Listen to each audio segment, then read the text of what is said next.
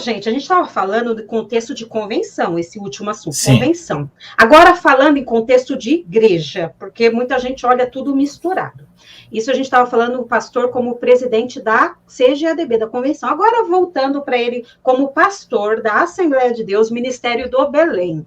Ele sucedeu o pastor Cícero Canuto de Lima. Até nessa biografia mesmo, Israel Araújo dá detalhes de como foi o processo do pastor Cícero Canuto de Lima, ficou bem doente, tal, como foi o processo, e reuniu o pessoal, foi votando lá, levantando as mãos. Essa transição, tem vídeo aqui no canal de como foi. Como você acha, assim, opinião de alguém que já pesquisa a Assembleia de Deus, que já tem conhecimento de muita coisa, como você pensa que pode ocorrer essa sucessão a nível de igreja, de Ministério do Belém? Sim. Olha, professora, essa pergunta já me fizeram algumas vezes, né? Eu sempre digo, nessa sucessão, nós temos, às vezes, uma tendência a ter uma visão maniqueísta da história, né? Mocinhos e bandidos. Então, de repente, assim, quem é partidário do pastor Zé Wellington sempre vai dizer que, até na biografia, que foi a direção de Deus, e quem não é partidário, como já ouvi falar, diz que foi um golpista, no caso, né?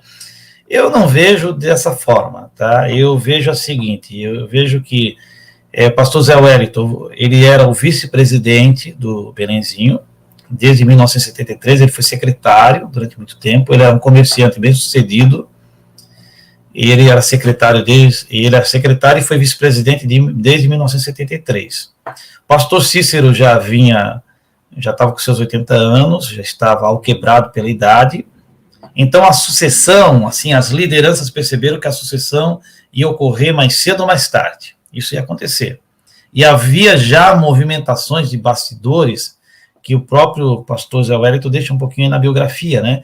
E não deve ser em verdade que o Belenzinho era visitado por os pastores Túlio de Barros, José Pimentel de Carvalho, porque vamos pensar, irmãos, o Belenzinho era o maior ministério, ainda é o maior ministério das Assembleias de Deus, né?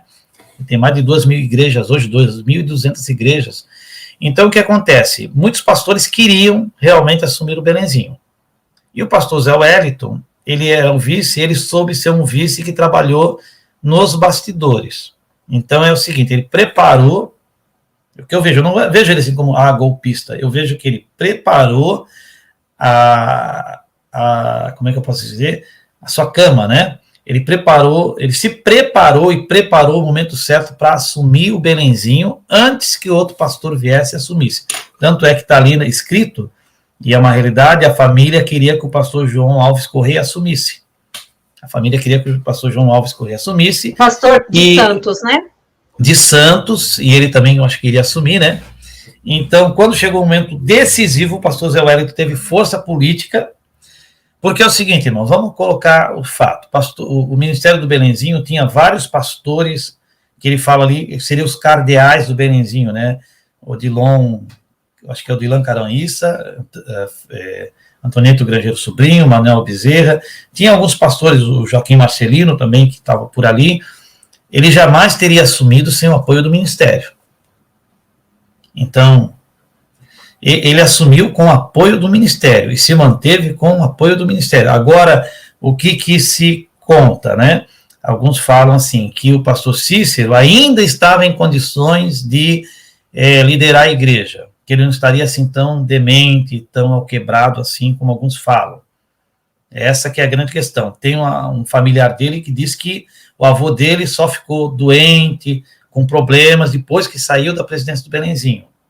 Um familiar dele disse isso aí. Então, ele teria sido, assim, compulsoriamente sido jubilado, sem a vontade dele. Aí existe essa questão. Mas que o pastor Zé Wellington, ele soube ser político, político, né? Até botei lá um artigo assim, não contavam com a minha astúcia, né? Porque se você for ver, não contavam com a minha astúcia. Aí teve gente que, poxa vida, isso é aquilo ali, né? Porque se você for ver bem, ele era o vice, e outra coisa que ele era um jovem de 45, 46 anos, comparado com os outros pastores. Ele era muito novo, ele era até falava assim, como é que na biografia diz, perdemos o Belém para esse menino, né? Ele era um menino, né? Ele era um menino. Então, ele soube, durante esse período, como a política partidária, a política eclesiástica, formar alianças, ter apoio, para assumir no momento certo. Aí o pessoal que não gostou, então foi golpe, né?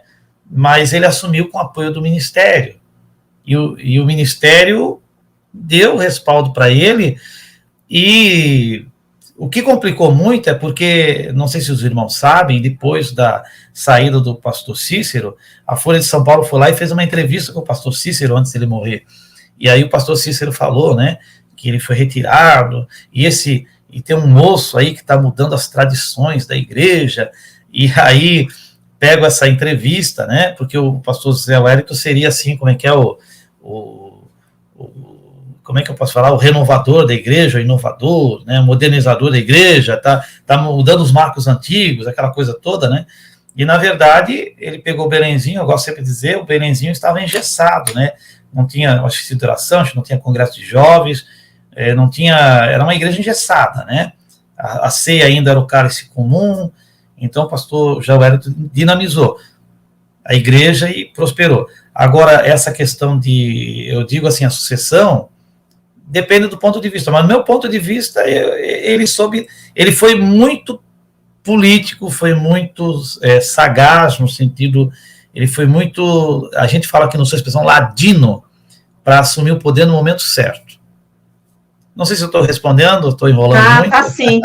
Eu acho que, não, imagina, Mário, eu acho que algumas pessoas se incomodam com isso, que a gente tem uma visão do pastor, eu sou assembleiano, nasci na Assembleia de Deus, nunca saí da igreja, família, de um pastor que está puramente pensando no aleluia e glória a Deus, na visita, não com articulações políticas, então dói os olhos, a gente estranha, aí conforme você falou que ele teve apoio do ministério, então aí seria, nesse caso, quando eu falo que o modelo eclesiástico de governo é misturado, porque aí no caso foi um sistema presbiteriano, entre aspas, que não foi o voto da igreja, foi o voto de alguns do ministério, né? Então, nesse contexto aí, foi assim. E agora, daqui para frente, você acha que ele vai se jubilar? Não? Eles vão aguardar? Como que você acha o desenrolar dessa questão, desse grande ministério?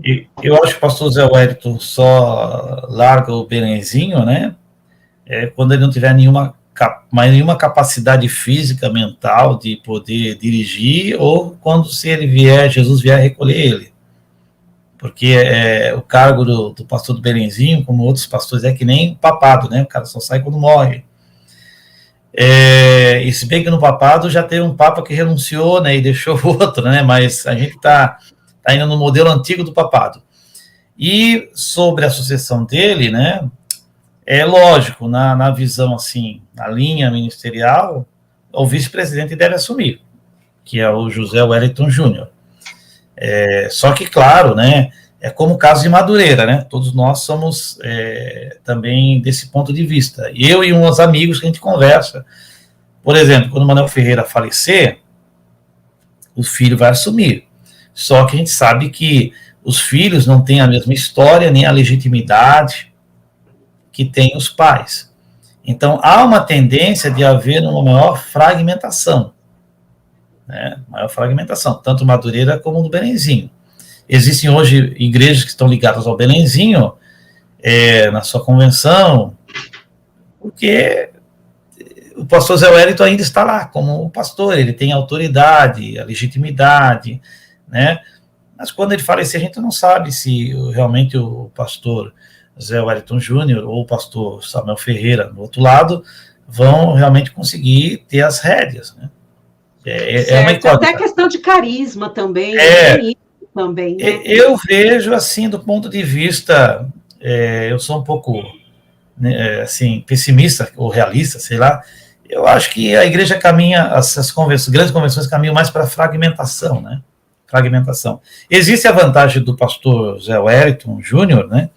A quem eu considero muito, é que ele tem, assim, como ele é presidente da CGB, ele tem a CPAD nas mãos dele, né, Conselho Administrativo, e eu vejo que ele tem esses trunfos para se impor, para manter, né, a unidade em torno de si, do Ministério. Isso ajuda bastante. Mas é uma incógnita, né? É uma incógnita. A gente tem que se preparar. Pauta. Sim, não está na pauta não aqui, mas me surgiu o assunto referente à Assembleia de Deus de Madureira. Na CGADB teve eleição, pastor José Wellington Júnior foi reeleito, tá ok, tá aí presidente da CGADB, lá na CONAMAD, Assembleia de Deus lá de Madureira. Não está mais acontecendo eleição, agora é vitalício? Você tem essa informação? Porque na CGADB ainda tem eleição. Tem eleição, né? Pelo menos formalmente. Mas e lá, tem já eleição. Não, agora é da família aquela CONAMAD, a convenção da Madureira? Me parece que o cargo do pastor, do bispo... Que é primaz, né? Manuel Ferreira, bispo primaz, me parece que é vitalício, né? Os outros cargos, eu acredito que ainda tem eleição, só que é aquela eleição assim... Para inglês ver. Aquela política... Você que é professora aí, lembra da política da República Velha, da política do café com leite, lembra? Lembra? Sim. Tinha eleições, tinha candidato, tinha urna. Se um marciano pousasse aqui, tem candidato, tem urna, tem voto, só que era um jogo de capa marcada, né? Tudo certo, tudo bonitinho. Mas eu acho que é mais ou menos por aí.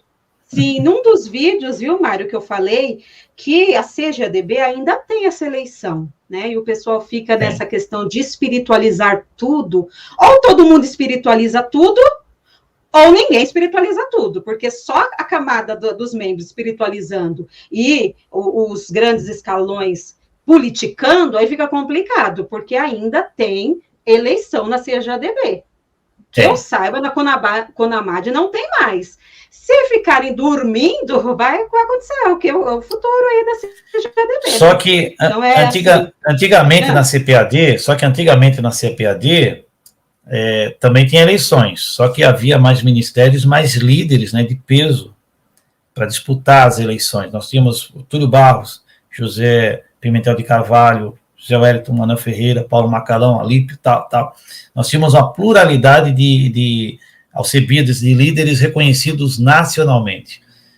Hoje, o perfil é outro. Nós temos poucos líderes conhecidos nacionalmente e a CGADB, com a exclusão, a saída, né, de Madureira, depois o Ministério de Santos, São Cristóvão, se a gente for ver hoje, alguns ministérios pioneiros nem estão mais na CGADB. Então, hoje, a CGADB ela tem muito menor representatividade e não tem mais, praticamente, né, eu posso dizer assim, são poucos, pelo menos, líderes de envergadura nacional.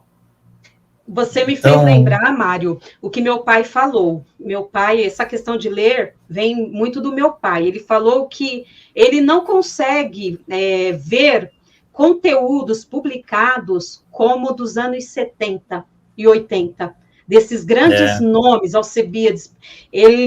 Às vezes, eu penso que por quê?